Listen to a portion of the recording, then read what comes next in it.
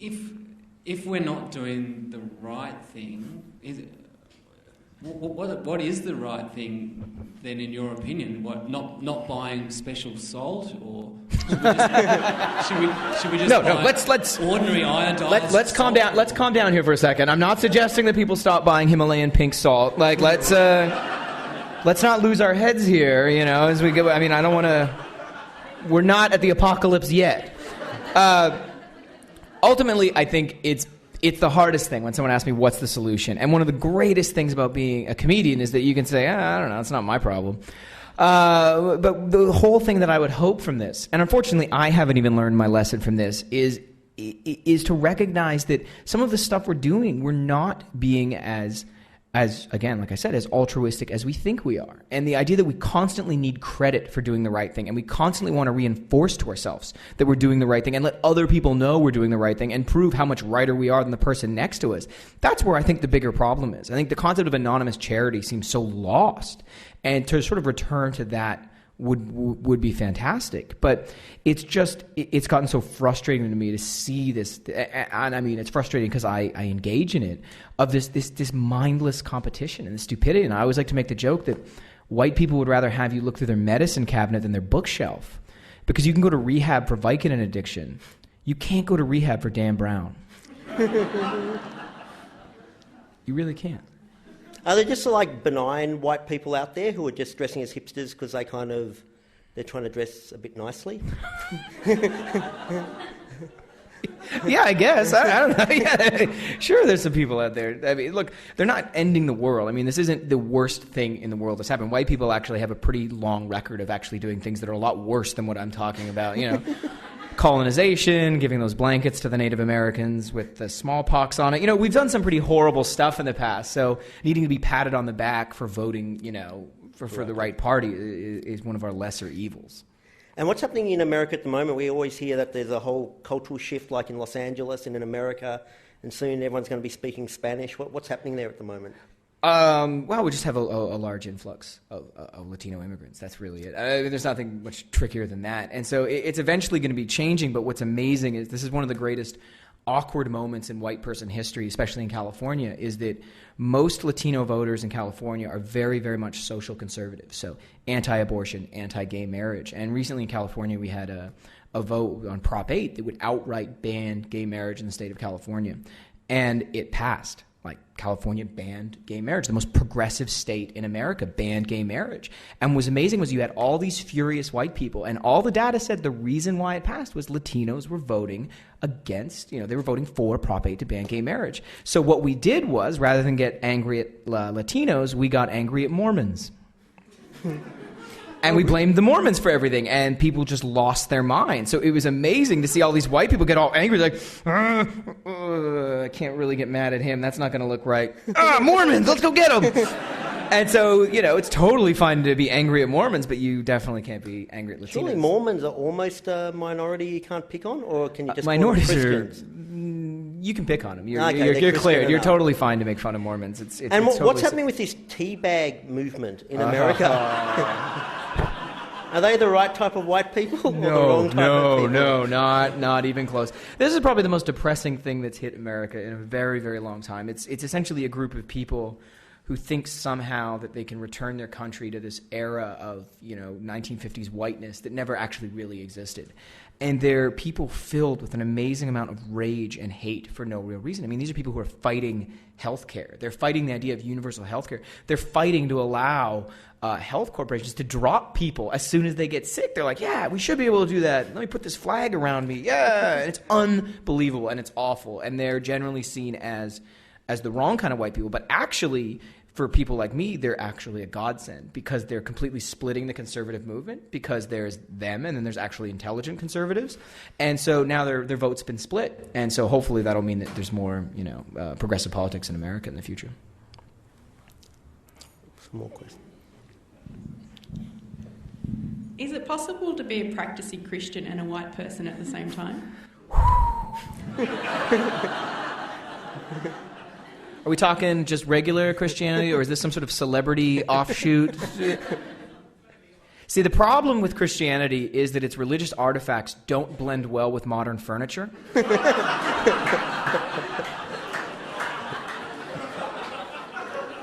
I'd say that's actually the number one problem because, an IKEA couch and, Jesus on the cross, it doesn't look as good as a giant Buddha next to it. So that's probably the number one reason why it's very difficult to be a practicing Christian and a proper white person is simply furniture. So sorry about that, but it is scientifically true. I'm still in high school, and I've noticed this kind of craze recently where a lot of maybe 15 and 16-year-old, particularly girls, are starting their own blogs, which are completely about themselves, and they're really pretentious as well, and they're really... Wait a minute, are you telling me 16-year-old girls might be pretentious and self-absorbed?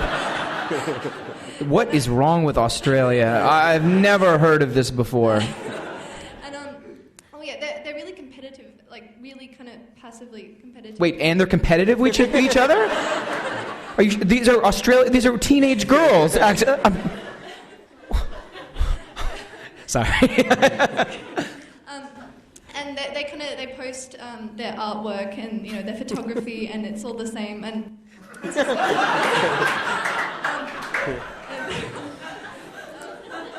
just, I find it really bizarre, and I just watching because it's so obvious what they're doing, and I think they're being so subtle. And I just want to know what you thought about that, and if you've noticed the same thing. Because sorry, before I'm going to give you one bit of advice right now. I noticed something similar, and I wrote a blog about it. And I'm a New York Times best-selling author. So you might want to start a site called Stuff Pretentious 16-Year-Old Girls Like, and just repost everything those people have been putting up on your blog and see where that takes you. I was thinking about that. It's like they write like they've got like the whole world as their audience, when really they're getting no comments, no following. I don't know what they're doing. Oh, except me. I think it's great. Well, I think you've got the right attitude. I think you've definitely. All right, so here's my other bit of advice. If you're not going to do stuff 16-year-old pretentious girls like, make your own blog that looks exactly like theirs, but everything you do is sort of a piss take on theirs. So post your own photography, like black and white photo of a launch. A short film.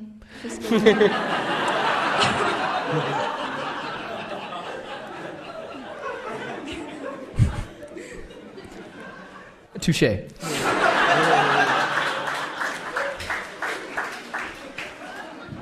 I would like to strongly recommend that you become a writer at some point because I think you've got a good attitude.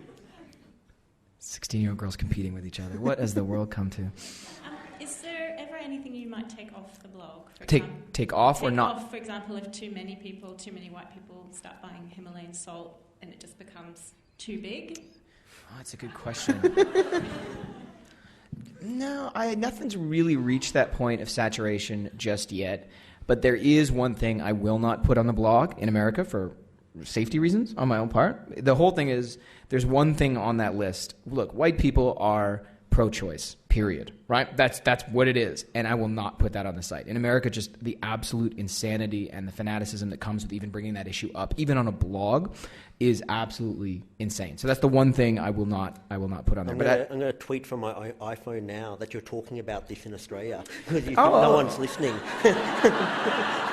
Why don't you just cut out the middleman and just send me a letter bomb at my hotel, just to speed the whole process up? That'd be fantastic. Do you ever find yourself out of the loop of something that white people No, like? never. Never? Because of course, I'm over 30, man. I'm like, it's all falling apart right now, and keeping up with music is exhausting. And I always make this joke that after you hit 30, the passion that you used to put into indie music, you put into food. And the main reason why is that you can never be the old guy at a restaurant. You know what I mean? Like, there's no worse feeling than going to see a band and being like, wow, I'm the oldest guy here. This is horrible. Never get that at a restaurant, ever. It's awesome. So I think music snobbery is then replaced with food snobbery after 30 years old in white culture. I think that's just because alcohol hangovers can be replaced by food hangovers at that age. Yes. I was just wondering if you could summarise maybe your top 3 stuff that white people like the most ridiculous ones, and if you've got any examples of that are hilarious. The ridiculous ones. Be funny now.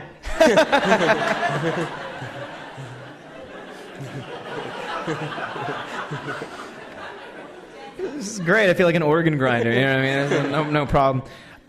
Some of the most ridiculous ones. Yoga is still on the list. It is shocking. I think the thing that's killed me the most about yoga that's changed is that it seems like there's never a time when it's not appropriate for a white woman to be wearing yoga clothing. Like every day. It doesn't matter. It's like yoga clothing. It's like you're going to do yoga at the drop of a hat. So that's gotten a little ridiculous. And to be honest, it also frustrates me when I find out all these white women who open yoga studios and turn a profit and make a lot of money doing it. And I'm like, that just doesn't seem fair. That one's ridiculous. Fixed gear bicycles is absolutely ridiculous. The fact that white people are riding around on these bikes with no front brake.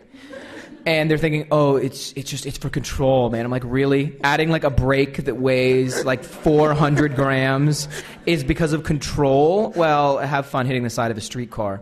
That's ridiculous. Where you're endangering your lives for vanity is unbelievable. And then the other one, this is in the new book, is raw milk.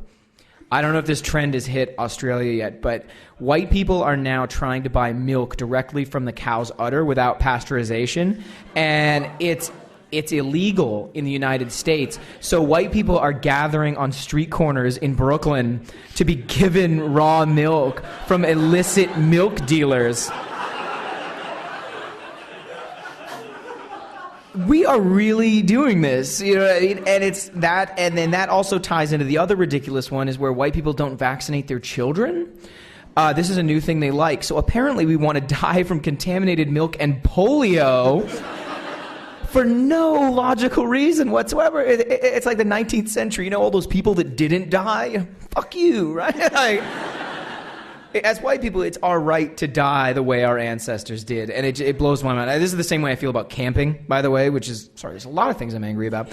I hate camping with a passion because I think anytime you camp, you're literally spitting in the face of your ancestors because they died to get out of nature. They were like, this is a hellhole, there are bears here, we're pooping in the ground, there's nothing to eat, this is terrible, and we're going to go right back in? No, unacceptable. My ancestors left that and I'm not going back. So those are the ones that I think are fairly ridiculous, and the examples speak for themselves.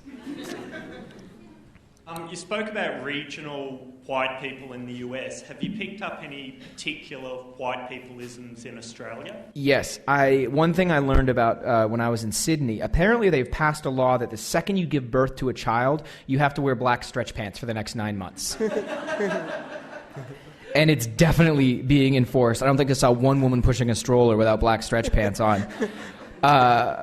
That was definitely one of the big ones, but I mean, Australians and Canadians, you know, we're very similar people, so a lot of the stuff really matches up. But there is an Australian entry in the new book for the regional guide to white people, and the line drawing I have is it's cargo shorts, Blundstone boots, and an enormous backpack.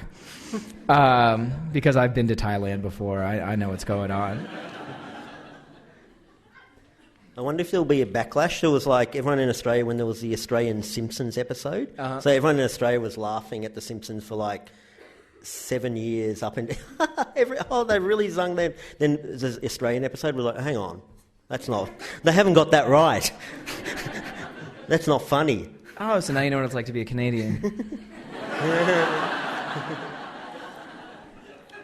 A boot. We've been dealing with this for quite some time. So, yeah, my advice is let it go. I always knew something was up with white people at the birth of rap music. Yeah. I was obsessed with rap music when I was a kid. Black music that black people don't listen to anymore is on the list of stuff white people like. And I noticed that white people were kind of obsessed with pretending rap was something it wasn't. So like 99% of rap was like, hey, I'm poor, I'd like to be rich, motherfucker. Yeah. So it was like, you know, basically if you're going to you're going to go, oh, it's like capitalist, pro-capitalist. But everyone wanted to pretend it was like Black Panther or something that sort of 99% of rap wasn't.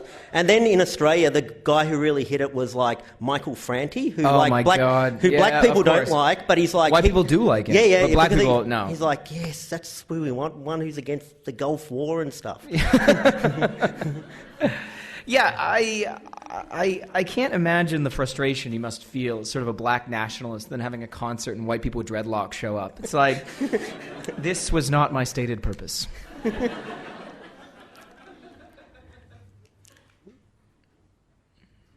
This is more of an issue in the United States than here in Australia, but like you talk about class, and in the United States there's like that concept of white privilege, where yes. Middle class people are surrounded by a whole range of institutions, the suburbs, and their parents have got good professional white collar jobs, and they go to good schools, they go to graduate school and all of that. And how does that... how do white people, insulated by all of these sort of institutions, how do they perceive people who don't have these sort of protections and safeguards and that sort of thing, like minorities, blacks, Latinos, and how do they view them through the prism of white middle-class security? And how does your blog sort of address the issue of white privilege? Because it's a piss take. Really is a piss take, but do people actually turn around and say, hey, there's broader issues of white privilege and institutions that are available to white people and white educated people that aren't necessarily available to minorities, like the access to having to HMOs and to good healthcare and to good educational institutions and colleges. Sure. Do you want the reaction from the wrong kind of white people or the right kind of white people? Whatever suits you. All right. So the wrong kind of white people is fuck them. That's their response to people, dead serious. I mean, there's this huge amount of rage among right-wing Americans towards the concept of white privilege. They think, you know what? Doesn't count, doesn't apply to me. I worked hard for what I have. Everything's equal. Everything's fine. And they honestly, dead serious, believe that. They're like, slavery ended 200 years ago. I don't see why this is still an issue. They honestly and truly still believe this, and they don't want to recognize that white privilege exists. Now, on the left, recognizing white privilege is a little bit different. We recognize it, and the solution is just to feel really, really guilty and spend as much time as possible proving that we're not racist. And so it's unbelievable. So what white people do is they start to treat minorities like Pokemons.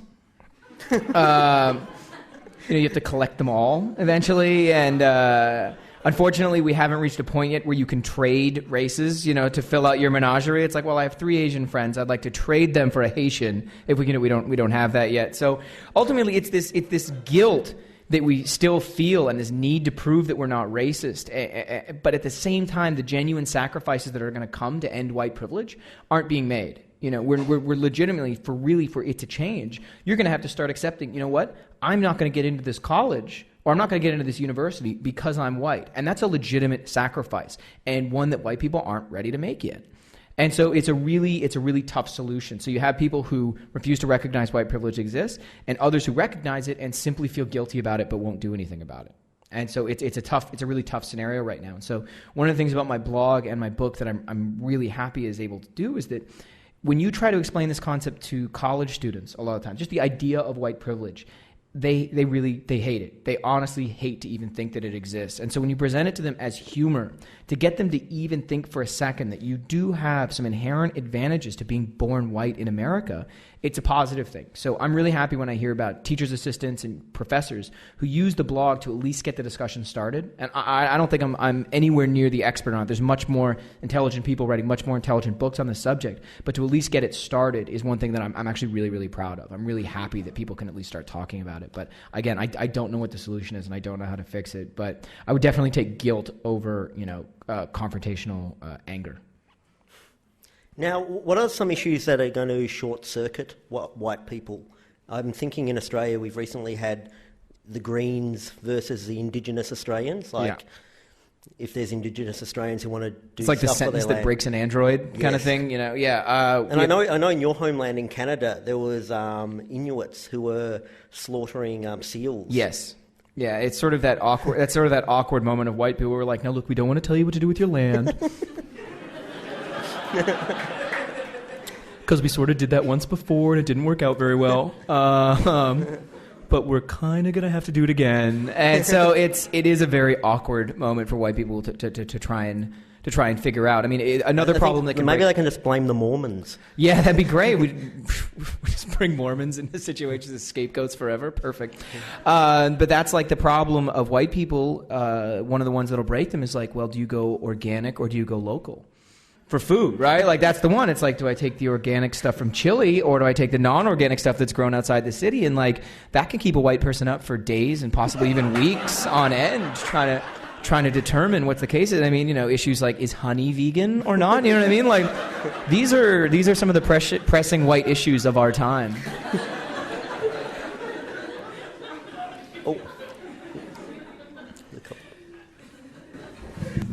Hi, I'm just wondering if you get a lot of non-white people saying that they relate to your blog at all. I mean, anyone who's come and said, oh, well, look, like for me growing up in California.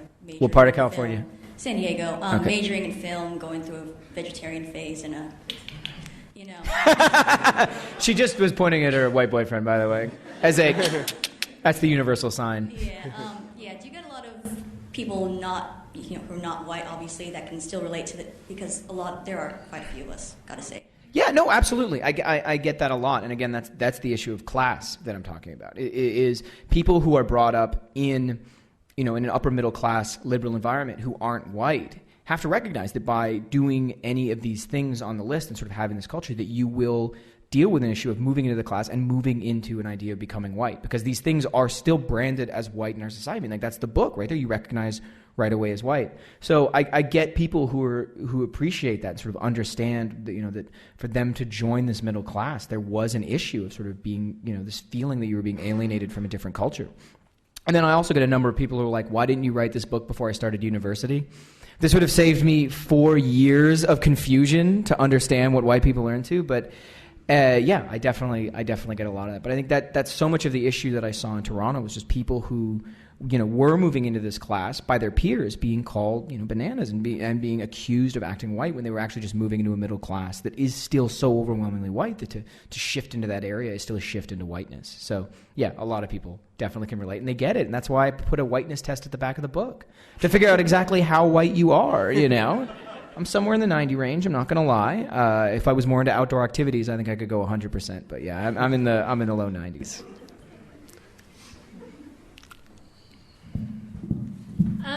John mentioned that no one hates hipsters more than hipsters themselves. Yes. Do you find that most people seem to read your blog and think it's about other people than themselves and be like, oh yeah, white people are so funny, but it's not me? No. Actually, the funny thing is, so I've tried to figure out. People often ask me about what would I attribute the growth of the site to, and one is when people hear a site called Stuff White People Like, they think, oh man, I've seen this before. Let me guess, it's going to be golf and dancing like this and mowing the lawn and colonizing the world. You know what I mean? And then they get to this site and they click on it and they're like, yeah, all right, yeah, I like girls with bangs. Who doesn't? You know what I mean? It makes sense. All right, yeah. All right, I like indie music. Okay, yeah, all right. And I care about political prisoners. Okay, yeah, that makes sense. All right, I got it. Okay, hang on. All right, well, hang on. Let me just check the whole list here for a second. Oh no. Brunch. Oh crap. Oh god damn it. Damn it. Did I leave my webcam on? What happened here? Who is this guy? So there was that experience for a lot of people, and then the other reason I think there was growth where people would go to the site and they'd look at it and they'd go, yep. I know this asshole. Hang on. Forward, title, think you're unique? ? And they'd send it on. And but I think most of the people who read it, who are in that group, definitely get it right away. They understand. They see themselves in the list, and if they don't, then they're probably the wrong kind of white people, or they're genuinely unique, which I don't think actually exist anymore. But more power to you. When I was a hapless undergraduate, I used to listen to Michael Franti and wear tie Fisher pants, and I grew one dreadlock. And I also security? Is there security here that can? I don't know why I'm publicly outing myself, considering I live here, but and I also described that Michael Franti gig as a spiritual experience to my mum. Is there anything? Second security, please. Is there anything in your white person history as you were developing your uniqueness that you wish you could erase? Oh, that I'm ashamed of? Is that what you were asking? Oh yeah. What am my worst? Well, graduate school was a pretty bad one. I remember once when I was in high school, I went to a horrible hippie shop, and I bought a hacky sack made out of hemp. there's actually more to this story, but I can't think of how it gets worse than buying a hacky sack made out of hemp. I also bought a book explaining the conspiracy about why marijuana is illegal from the DuPont Corporation and all that sort of stuff. And I spent like a year and a half talking to anyone who would listen about this whole thing about... Because every hippie and pretty much every moron who smokes marijuana will tell you that, like, you can use it for anything. You can power cars and you can build cities with it, and it would solve world hunger and it would absolutely fix everything and blah, blah, blah. And I was that guy for a year and a half, and I was like, what the hell am I doing? And so I'd kind of suppressed that memory until just right now, and I feel like... I feel like punching myself for doing that. So, yeah, thanks. That was my low point. That was the absolute worst thing. Oh. And then I tried playing hacky sack for a while, and I didn't even understand what the purpose was. I was like, the goal is just to keep this in the air. Did you ever try capoeira? Oh, no. Although the new book has an entry that white people like foreign military fitness regimes. You know, Krav Maga and capoeira and all that kind of stuff, because we're under the belief that every other ethnicity on Earth is in better shape than us. I don't know where it comes from, but... We're running a bit over time, but if there's a couple of other questions? You got one down. Hi. Obviously stuff white people like resonated in Australia, and I was just wondering how it's gone in the rest of the world, even in non-English speaking countries. Like, how's it gone in how's it gone in Quebec? Great question. This is an awesome question because there's some awesome information here. So it's done well in Australia. It's done well in the UK. It was translated into Dutch. And the Dutch cover of the book is very interesting. So the Australian and the American cover is just a big white thumbs up, which I call the universal white gang sign. Like we flash it in photos. It's like, I'm white. Things are great. But the Dutch, perhaps weary of the gang sign, they actually put a little mirror on the front of the book so that when you hold it up, you look at it and it says, Stupid whiten people looking. And you see yourself looking back at you. So I thought that was quite clever. And this last part, I am not in any way making up. This is legitimately happening this year. I've signed the contract. I've received money for it. The book is being translated into Japanese. And every single day I dream that it will somehow become a textbook. Like required for ESL classes, you know, and I have this fantasy of being at LAX and seeing Japanese businessmen getting off the plane wearing, you know, Modest Mouse t-shirts and being like, where is fair trade coffee? And and then using the book in business meetings to be like, oh, so you have gifted child too, huh? And then just totally swindling an American businessman out of an outrageous amount of money. So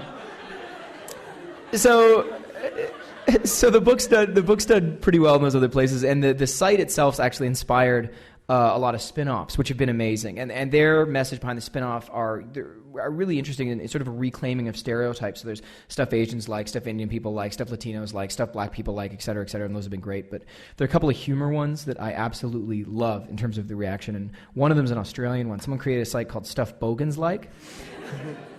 And that in itself is brilliant, but they created a sister site called Stuff Goths Hate, and it just redirects to the Stuff Bogans Like website. So, A+ Australia, very impressed.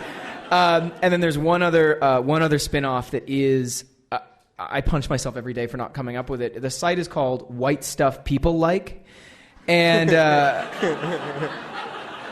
its entries are things like sugar and cocaine and plaster and things like that. And I'm just, why didn't I come up with this? You just switch two words and I have two blogs. It would have been fantastic. So it amazes me to see the stretch worldwide. I mean, I see all these spin-off sites of people making, you know, their own spin-off sites in Africa or in all these different countries, and all these people who write in and have been reading it and find it funny. It's one of the most amazing, incredible things that's ever happened to me.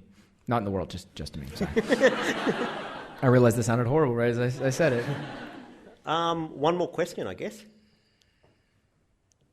Oh, wait. We have one. She's had her hand up for a super long. Okay, we can have two. Two more questions, please. I go first because I'm going to ask a question that's not going to be a fun note to leave on. Okay. Here we go. Is the one up front going to say something nice? She doesn't look like it. All right. All right, back to me. I'm just wondering, you've talked a lot about the point of the blog, and the point in using humour is to deal with larger issues. And when a lot of people are going to your site and reading your books and they're nodding and smiling and laughing along, when people come back to you and say, "Oh, I'm so glad that you've written this because you've developed, or you've put a name to my own culture," and instead of you just shaking your head, do you enter into a bigger rhetoric about that? With the person who's told me that? Well, it's probably just not one person that is just going, it's hilarious. So what are you doing in a bigger way? Well, the thing is, this is a personal decision that I make, and I continue to make, again, from my time in graduate school, my time of actually trying to get a message out there. And the truth is, the more that you beat this message down someone's throat, and the more that you just try and make it, you just absolutely hammer it home over and over and over again, you start to lose the impact. And honestly, the way it works in the internet and the way it works in capitalism is that to get the idea out there, you still have to put out a product that people want to digest. I mean, the truth is, this book sells better than an academic book about white privilege, period. That's just the end of the story. And so the more time that I spend trying to turn this book, this idea, this concept into an academic book, the more audience I lose. And so I think ultimately what I do and the decision I make is I've just got to chalk up some losses. End of story. That's what it is for me. I'd rather lose a bunch of people who just don't get it and just let it go than try to convert everybody. And that's been my decision. And I think a lot of that definitely stems from my bitterness of coming out of academia. And that's where I stand on it. And I know I can't save the world. Again, bitterness of academia being pushed down again. But yeah, that's my decision. So I mean, I'm sorry. But oh, white people like apologizing too. I forgot to say that's on the list as well. Okay, I'll have the final question. I wanted to know whether your theory applies to like the new young white people. I was recently in America and I live in Australia, and they just seem a little bit different, like this trend of being really orange and things like that. So I want to know if you think that your theory is applicable to, the generations to come, or you'll have to revise. You're talking about the self-tanning people? Yeah, like not the Jersey Shore, just like normal middle-class white kids that are orange. Okay.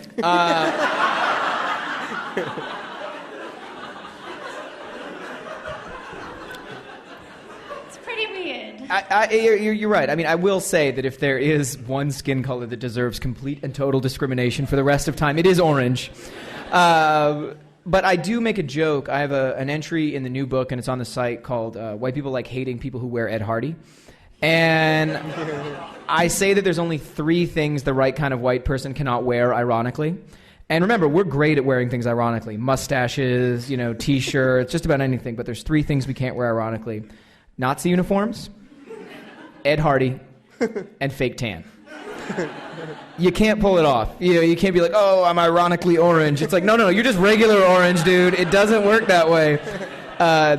Those, I will call them a lost generation. It's heartbreaking to see it. And if you, as Australians, are interested in observing this race up close, the Midwest in the United States is actually where you'll see the most self-tanning. It is unbelievable. So I lived in Indiana for 2 years doing my PhD, and there were 3 or 4 tanning salons right around the corner from me, and they were massive. I mean, enormous. And they would just go in every day, and it was incredible. Not only was it just the girls going in, and I mean, the girls would get so tan that their faces looked like peanut butter with chiclets, because they'd whiten their teeth as well, so they just had this scary, scary look. But there would be frat boys, who are some of the most homophobic people in the world, tanning together at the tanning bed. And I was like, really? You guys are tanning together and you hate gay people? How does this work? It's one of their favorite activities. And I just chalk it up to a loss. Those people are those are the wrong kind of white people. No. They've actively rejected their whiteness with their skin color choice. But they are depressing. Well, Chris, Chin. Well done. Thanks for joining us. Thank you to the Wheeler Centre. Thank you, everyone, for turning up. And what? I don't know. I'll be signing books in the back if you had any questions or... If people want to take a picture of you with their iPhone Hipstermatic app. That's in the new book, too, by the way. Don't even worry. Cool. That can happen, too. Anyway, thank you very much, Christian. Thank you guys so much for coming out.